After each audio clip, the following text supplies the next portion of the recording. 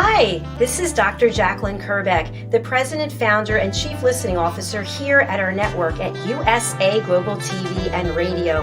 Thank you so much for your loyalty. Thank you so much to all of our guests, to our team members, to our sponsors, and to all of our elevated listeners. Here at USA Global TV and Radio, we provide world-class education, entertainment, hope, and inspiration. We celebrate all of our team members, all of our guests, and all of our sponsors from around the world who come and lead their lives with their hearts to help other people walk into their greatness. If you'd like to be a guest on any of our shows, please go over to our website, usaglobaltv.com, and book your session. Please contact us at info@usaglobaltv.com and subscribe to our channel.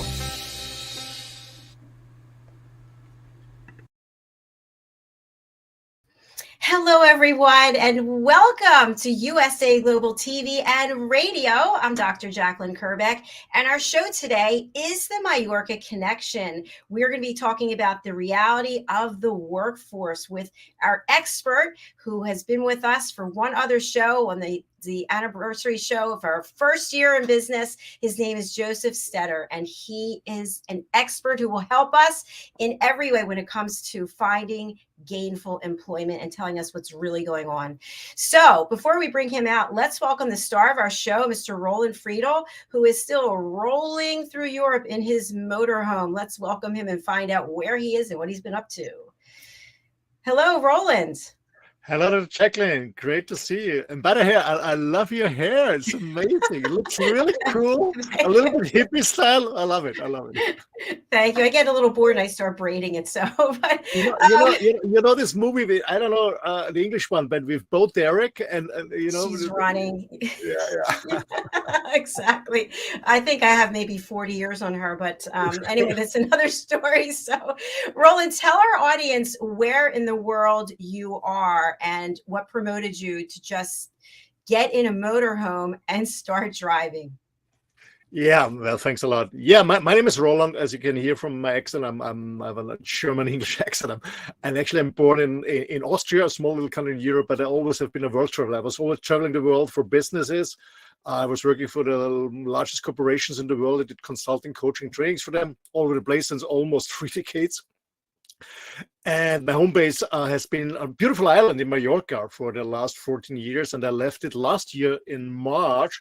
So since 10 months, I'm traveling in my motorhome through Europe and living and working in my motorhome. And I absolutely love it. Absolutely love it. The plan was to do it for a year. So in 2 months, the year is over. But I already made a decision that I will go much longer. Much longer. I really love it. I enjoy it. I was in Austria and Germany. I spent a few weeks in France, I guess 7 weeks, about 3 months in Spain. Now I'm a little bit more than 6 weeks in Portugal. So right now I'm in Portugal and in the south, in the Algarve. The next 2 days, so I spend all the time in the south because in the north it's snowing and a little bit cold. But in 3 days, I'm heading north. The Portuguese route is 66. So for the travelers in the world, there are 3 routes 66 in the world. It's the US route 66, the Argentinian one, and there's one in Portugal. So I will follow the N2, the Portuguese route 66 the next day. So right now I'm besides the seacoast, and please, hopefully I can finish all my shows today, because yesterday the police came and sent me away because I was standing illegally somewhere I didn't know it. So there's always challenges, but I'm broadcasting from Portugal right now. I just love it. It just sounds so glamorous, that it's such a glamorous life, but there are challenges on the road as well, and you've shared some of them. Just tell us quickly a couple of things that have happened to you while you've been traveling around. Well, you know what? I always say, the point is, doesn't matter what are you doing, you always bring yourself with you, So there are some challenges. I had a breakdown with the engine in France for 3 weeks. So I always thought I was wending up in the Alps. I had no power, and the motorhome is quite heavy. I made 3 miles an hour, so very, very slowly. I always was afraid that I'm rolling back, so I had a problem. Luckily, in a huge city, after 3 weeks in South France, I could fix that. My cat was sick, so I had to go to a veterinarian, what was not easy. And they did some surgery, blood tests, and injections. And then the cat disappeared because Phoenix was so sorry for that, pissed off with me. Then it disappeared for 2 days, and it was really challenging because I had to move. Yesterday was an amazing spot, really an amazing spot with many caves in sea. It was beautiful there, beautiful sunset, nice people around me. We have been 6-7 motorhomes from different parts of Europe. We had a nice come together, and then I went to bed early and a quarter to midnight. I was really deep sleeping, and it was a heavy knocking out of my motor. Oh, what's going on? And a lot of lamps, and the police came and said, yeah, we are sorry, but you're not allowed to stay overnight here, and you have to move. So I had to find another place to move around midnight. It was not easy in the area I was. And then I went another place, a second place, midnight, and they sent me away again. So finally, after an hour, I found a place to get some sleep and rest. So sometimes you have challenges, but all over, it's an amazing experience, because I learned so much about myself. Dr. Jekyll, I always love to challenge myself to get out of my comfort zone. I really love this. And it triggers me because I before 7 days ago, I left the camping site. I was on a very luxury camping site for 2 weeks with an amazing spa, which was a 4 or 5-star camping site. It was really nice, and I only went there to meet friends there. But then you come to this comfort zone. I said, yeah, maybe I'm going to ask the receptionist to stay a few days longer. I said, no. Back on the road, challenge yourself, and find new places and new people. That's a great story. I love it. Sounds like it could be a movie. But when you just talked about learning, and of course we're talking about growing, our guest today is the guru who's going to help us walk through that whole process of finding a job or quietly quitting to start something new, and we don't know where to turn, who to turn to. He is the expert. He's the corporate culturist and the resume whisperer. Don't you love that title? Resume whisperer. It's fantastic. Absolutely. And to be honest, I'm very excited about the topic. I'm very looking forward to meet this gentleman, because with one of my companies in Switzerland, we coach and consult businesses, finding, binding, educating, and leading people. So I'm very, very curious about his expertise, and yeah, absolutely. It's fantastic. Let's welcome Josef Stetter to the program. Hello, and thank you again, Dr. JACALYN and Roland. It's a pleasure to be on the MALLORCA show. Thank you for having me. I'm very excited to share a little bit of my wisdom. It's a pleasure to have you here. It's a pleasure to have you here, Josef. Tell our audience where you're joining from, please, Josef. I'm joining from Toronto, Canada, although Roland's description of, traveling here and there, I have 2 little kids. I wish I was in that opportunity to do that too, but sounds like an exciting life, an exciting adventure. Time will come. My kids are grown up, left the house, so time will come. Absolutely. So, Josef, you heard what Roland just said. Even when we're traveling, whatever it is we're doing, we can't leave ourselves. We can't run away from whatever it is. And yet when it comes to looking for a job, we sometimes make the same mistakes over and over and over again ad nauseum. And you've had quite an extensive career. You've worked in a number of places. You've helped thousands of people. Tell us a little bit about your background. So I'll start with the fact that I didn't know what I want to do when I grew up. So I switched careers 9 times and jobs over 18 times. Along the process and of trying to figure out where and how, I got into recruiting, and I've been in recruiting for nearly 20 years. I've expanded my services from recruiting to now create a full corporate culture that includes kind of understanding personality assessments and how to use them effectively for a company, creating a culture, creating social responsibility where the staff actually buys in. It's not forced upon you. Offering outplacement services, and the outplacement services, I've written now 11 books. I actually just finished a collaboration book, and I've coached over 11,000 people how to land their dream job, basically now, and kind of done it from the corporate side in terms of understanding what I've been a generalist in recruiting for 20 years. So I've recruited for companies like Apotex Pharmaceuticals, Deloitte & Touche, Tata Consulting Services, Aecon Construction. So I've kind of touched multiple industries and 20 years of experience, I've noticed patterns, and helping over 11,000 people, there's clearly patterns from both sides, both from the job seeker that, everybody knows how to find a job, but if it's taking you up to a year to find a job, you don't know how to find a job. And from organizations that, have the kind of old school mindset of you should just be thankful that you're getting a job, to organizations that truly understand and value their employees, and everything in between, to kind of create a model of here's what is usually missing in the conversation.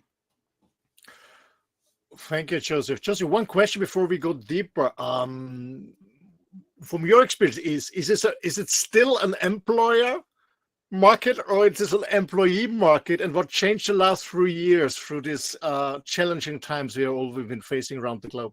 So here's where, like, the pandemic resulted in over 65 million people in North America losing their job. But the pandemic also created a scenario where, because people were working from home, a lot of employees now have this sense of you owe me. So even before I start working here, I don't want to come to the office. I don't want to do this. I don't want to do this.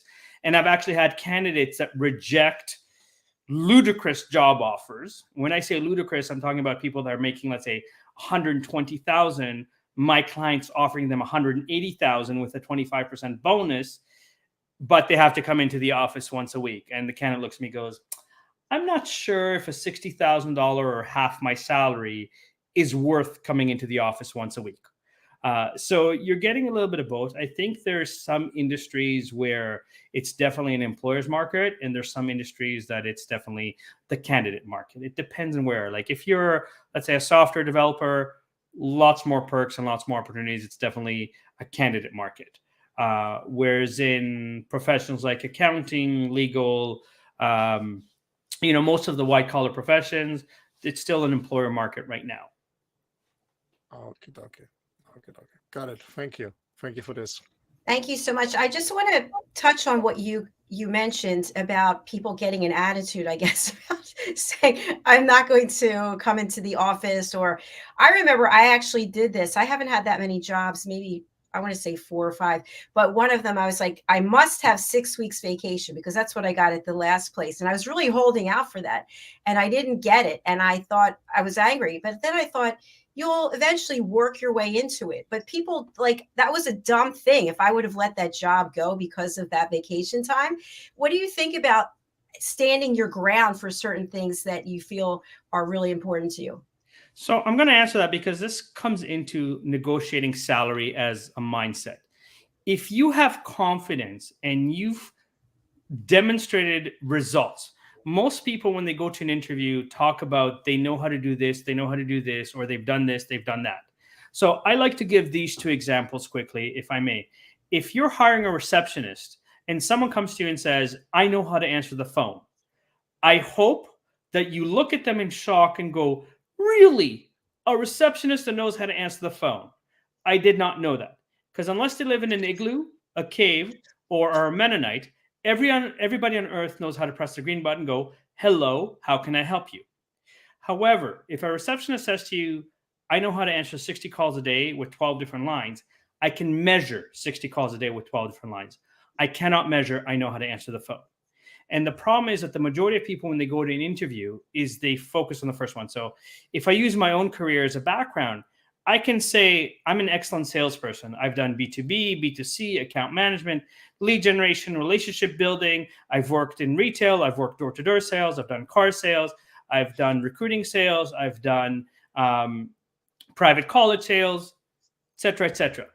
I've given you a lot of jargon, but I haven't told you whether or not I know how to sell. However, if I say to you that as a sales leader, I was hired by a company that owns over 60 private colleges in Canada to build their call center from scratch. The expectation was that my team would generate an extra $300,000 a year for the business, with restrictions that the team calls leads that are more than 75 kilometers from the nearest campus and more than 4 months old. In less than 6 months, my team did $2.25 million. So the moment I've quantified what I can do, I've proven to the employer that if you hire me, you're going to get great results. And if you want those great results, a 6-week vacation shouldn't be the deciding factor. The results will be. If you focused on, I have this background and I've done this and I know how to do this, and you haven't quantified the results that you produce, you haven't convinced the company that you're worth a 6-week vacation, for example. I love that. That's really Absolutely. good. Very insightful. Absolutely. But I always said, I don't care where you're coming from. I want to know where you're going to, where you're heading to. It's also about results, bringing new results, and not about talking about old stories. Yeah. Because so many people always talk about old success stories. But the question is, what can you do for my company and bring into my company? Right. So there has to be a tie in that when you're being interviewed, one of the biggest mistakes that most candidates make is it's about me, me, me. The reality is when you're being interviewed, it's about them, them, them. So if you've produced this result, a simple sentence such as, if you hire me, I can only do it better for your company, will make the difference between what you did in the past versus what you can do for me. Again, simple sentence, but the majority of employees or employers, job seekers, don't think about that. And the problem is that a lot of organizations that have HR are not trained in sales. They're trained in kind of, this is the form that you need to fill. These are the questions that we want you to ask. This is kind of the process. So they don't think to ask, how would you make it better? And it's kind of facts versus proof. And so there's a difference where, as an employment agency, when I speak to candidates about my clients, there's a level of salesmanship. There's a level of, this is the opportunity. This is the growth. This is the learning you're going to have. This is something exciting that it's my job to figure out will get you to leave your current role to come to my clients, for example. And it can be a longer vacation. It could be education that's paid. It could be, corporate culture that's very good. It could be certain initiatives that are being done.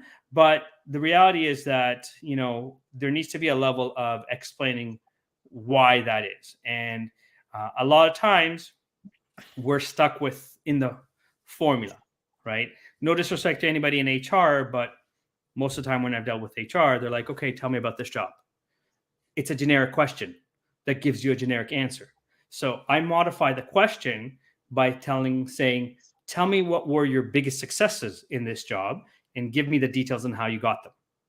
So now I have a clear picture of whether or not you would be a fit for my company or my client, and therefore produce results for them. Mm-hmm. Okay, got it. I have a question, Josef, because we started a little bit from the candidate side.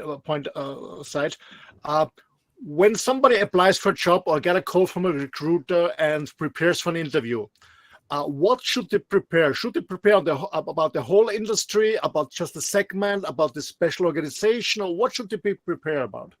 So, kind of like I started the conversation, I usually kind of coach people to say, focus on your big 5 results: how you've made money, how you save money, how you increased efficiency, right? And give me details about it, because the examples you give, if a company asks you to expand on the example that you gave or to give a second similar example, they just gave you a huge hint that you're saying the right things and they're very interested in learning more, because right now you're ranking highly in terms of hiring you. And so in terms of preparation, obviously, again, if it's a phone interview as an initial interview, if you have the results, more often than not, the results will cover the majority of HR questions that you get. And it will also allow the HR to give better notes to, let's say, the leadership or the team that needs to hire. So again, if I'm going to use, let's say, IT as a profession, you can give me a lot of software that you know how to code in. Mm-hmm. But if you haven't explained the kind of projects that you've done, there's a very big difference in mindset between working for a bank and working for a startup. Because in a bank, everything is documented and there's policies and procedures and documentation. In a startup, you might have to create that documentation. You have to be a little bit more resourceful to show that you can solve the problem, and figure it out in different ways. And this is where your examples will help paint that picture more holistically and more fully, where employers can go, okay, you said this is interesting. Can you explain this, or can you expand on this? Can you do something to prove that you know this, for example? I have a question I want to ask, because I know this is what I'm about to share is something that many people have been going through as a result of the pandemic. You've done the same kind of thing for years, right, and you want to do something else, and you're not sure what. For example, I sold meetings and events for, I think, 18, 20 years. And now I'm doing this, right? You wouldn't think there's anything in common, but I've been interviewing executives for years, but I don't know that I would have thought about this as where I could go. So my question is, when people are looking for jobs, can you help them by looking at what they've done and maybe offer some suggestions of some things that they might be interested in doing, even if they have no experience? Or is that a bad path to go down? Listen, I've switched careers 9 times, and I've switched careers where I wasn't working in the same industries.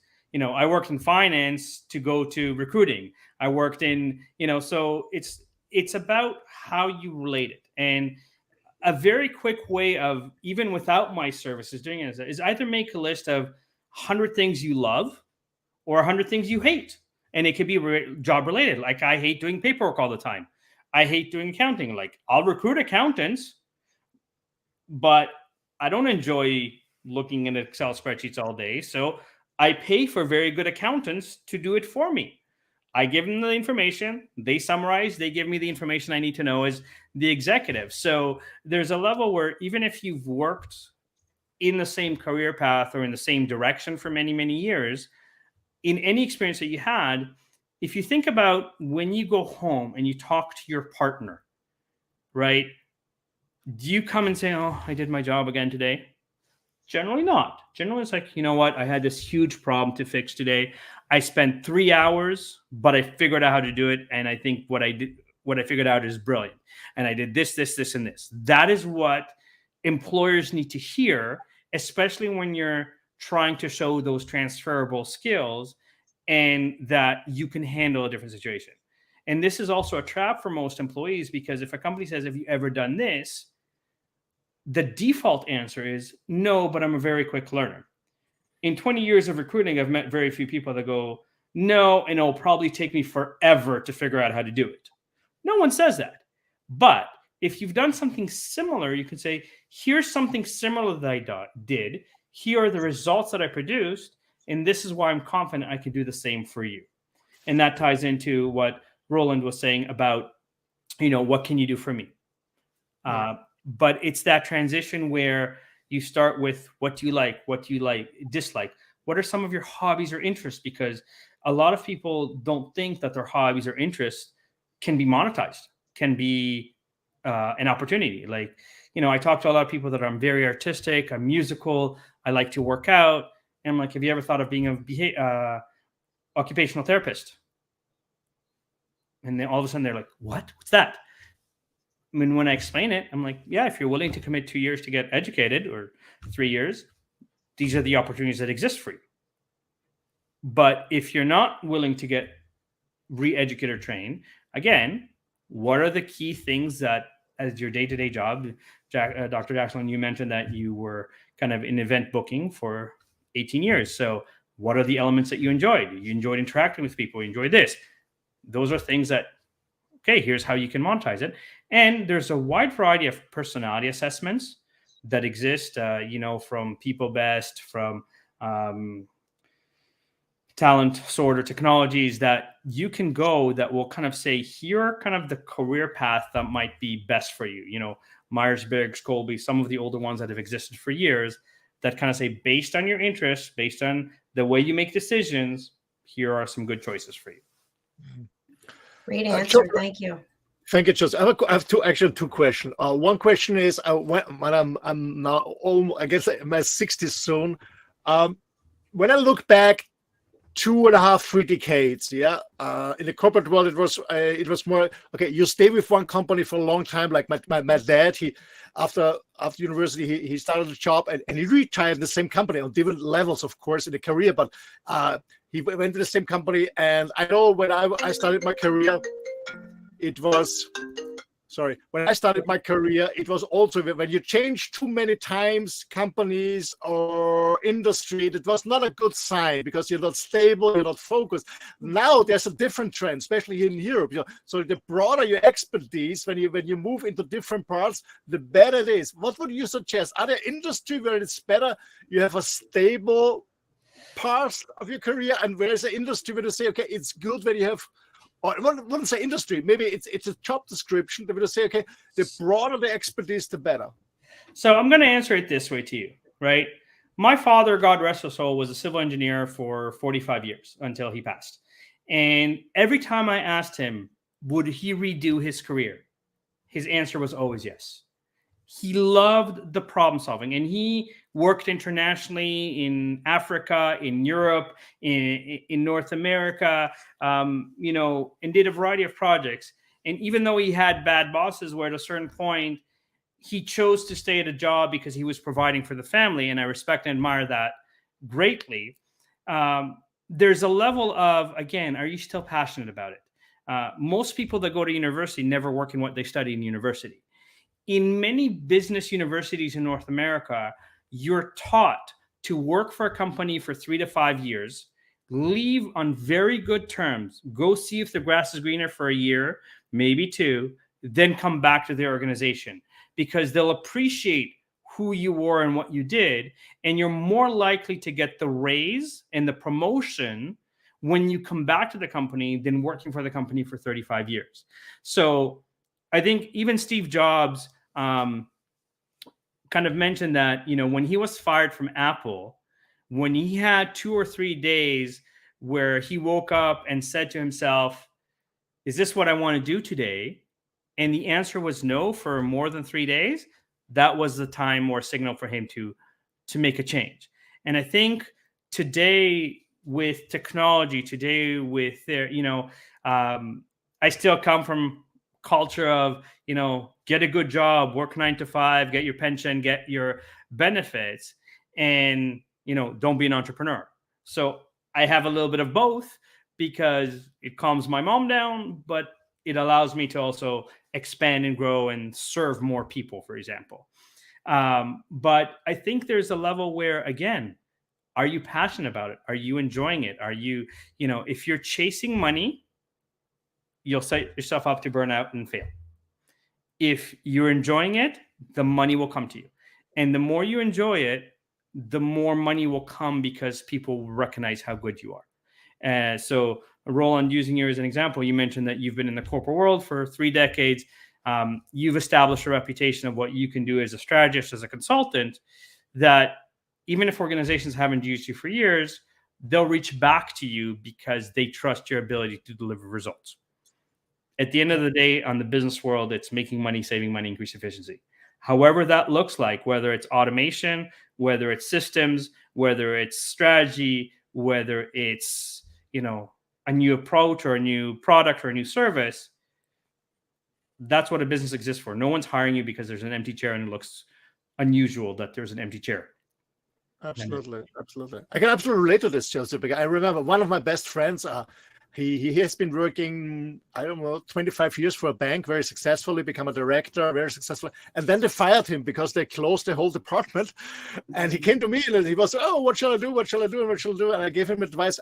Please look for a job outside of a bank. Don't become an expert or an idiot just in one topic. And he went in the automotive industry, in another industry, and now he's back in the same bank. They took him back after 7 years with a much better job, with much higher salary, and they absolutely appreciate the experience he had in other industries. Absolutely. I can absolutely relate with what you're saying. Absolutely.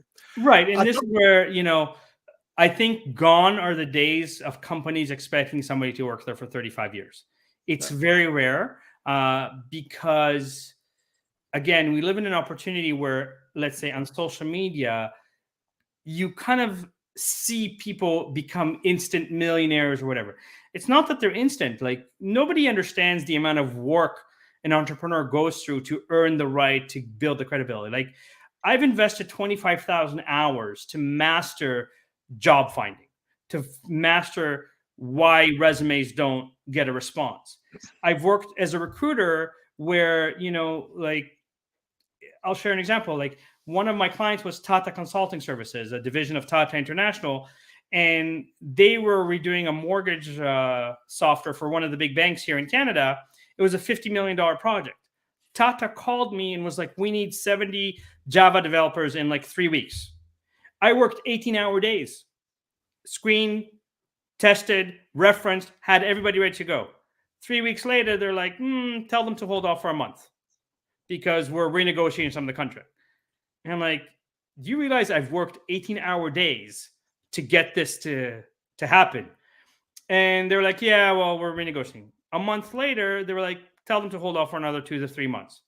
I'm like, you're making me look like an idiot right now to every person that I've spoken to because you're not even starting the jobs with them. And then after they started, they looked at me and said, well, since we gave you such a high volume, we want to pay you less. And I went, no, I don't care how big you are and how international you are. You have a signed contract with me. If you do not honor that contract, I will have my lawyers sue you, right? Because, I didn't sleep for 3 weeks in order to make sure that I deliver what I promised to you. So on the company side, there is now also an expectation of perfection. I've dealt with an IT company recently that gave me a job description with 25 different languages and coding. And 5 of those languages only came out to market in the last 3 to 6 months. And I found them somebody with 20 of the 25 technical skills that they asked for.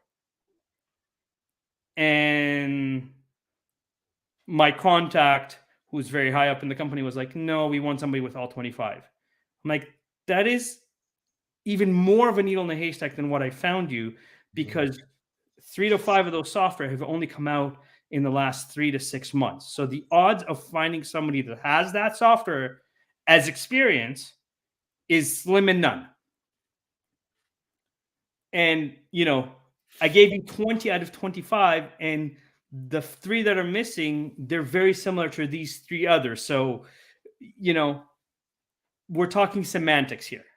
Mm-hmm. And they refuse to listen to that. And that's where you have organizations that are stuck in the past and think that, people should be thankful that I'm offering them a job. Mm-hmm. No, because especially younger generation, before they even have the first interview with you, they go on glassdoor.com to read reviews. They look at, are people complaining about this company or employees that work there on social media saying, this is how I was treated. Don't go there. It's an awful place to work. Right?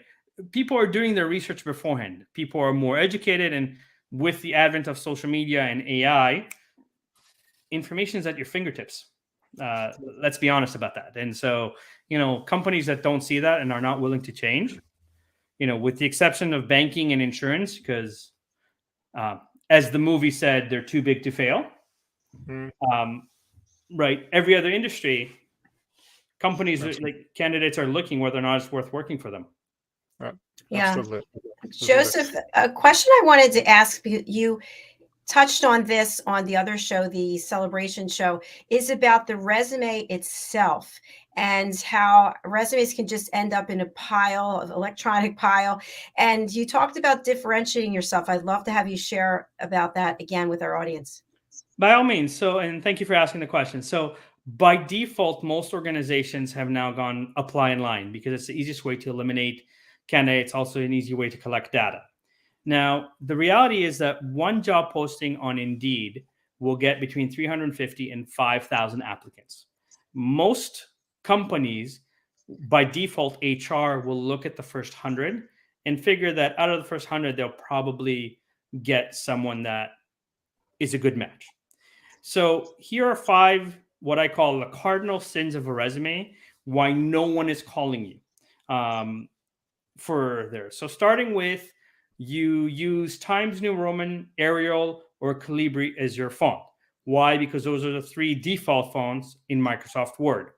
right? So if you remember the movie Legally Blonde, when Elle Woods or Reese Witherspoon applies to Harvard and then applies to the internship, she gives a pink scented resume. And everybody in the committee looks and goes, it's pink and it's scented, but they remember it. Now, I'm not saying that you need a pink scented resume, but even, let's say, adding color to your headings will break the black and white monotony that everybody sees and every typical resume looks like. Second thing that is a cardinal sin is your bullet points are usually the black circles, squares, or hyphens.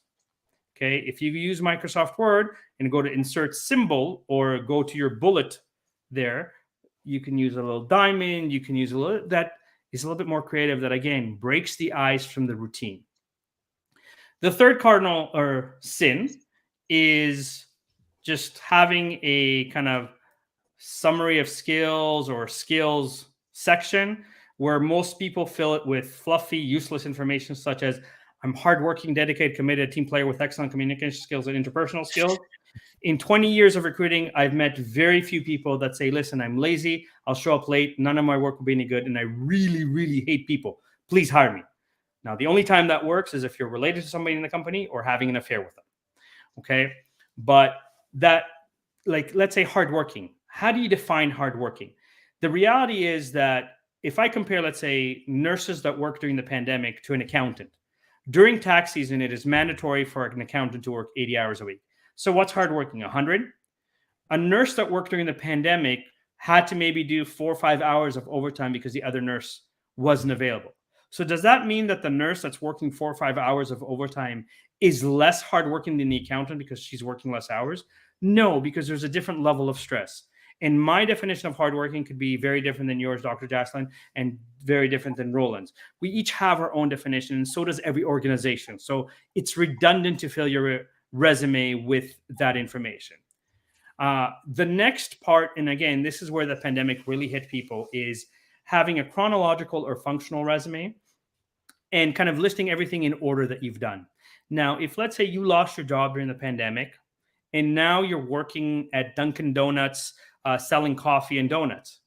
If that's the first thing on your resume and you're an engineer by profession, nobody looks at you seriously as an engineer because most employers spend between 8 and a maximum of 30 seconds reading your resume. So create what's called a semi-functional resume where you put your engineering skills first, not your Dunkin' Donuts skill first, even though that's the most recent job that you've had.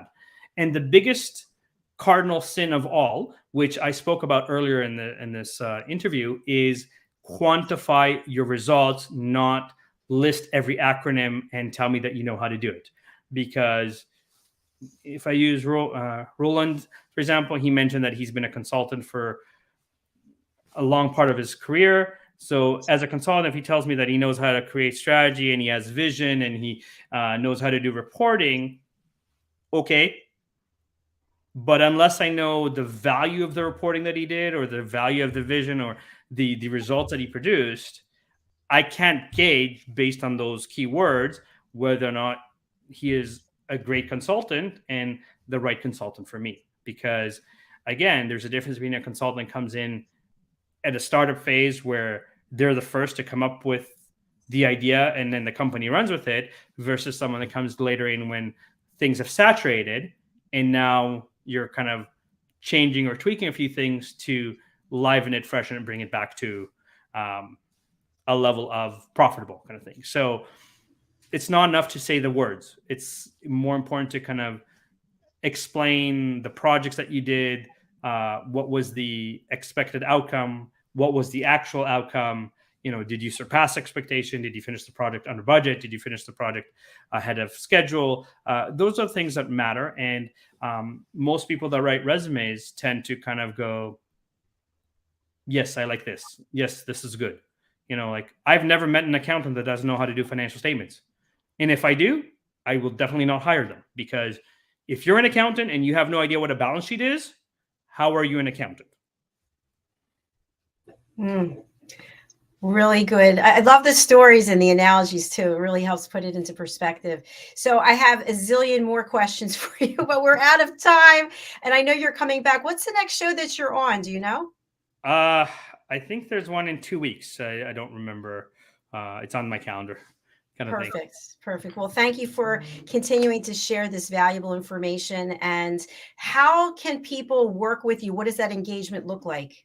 So again, I have 2 businesses. So on the organizational side, on the corporate side, as a corporate culturist, I offer 5 pillars of services. The first is old school headhunting recruiting. I do not use job boards. It's a waste of time and energy to find you great people. Second pillar of understanding is if there's a lot of turnover in the company, I can customize the surveys to really dig into the core of where and why there's employee dissatisfaction. The third pillar is I have kind of vendor agreements with some of the largest personality assessments in North America, where I can help an organization understand how their current employees think, act, and behave. And when they hire me to do recruiting, I also do those personality assessments on the candidates I present to them so that they get that data on top of my notes and the resume. Then the fourth pillar is corporate social responsibility. A lot of organizations preach it, but force their employees to participate, but don't actually understand how to engage their employees. And the last pillar is outplacement. My apologies. Where again, if a company is facing harsher times and needs to downsize, I can take and the people that are being downsized, this is my second business. It's called Land Your Dream Job Now.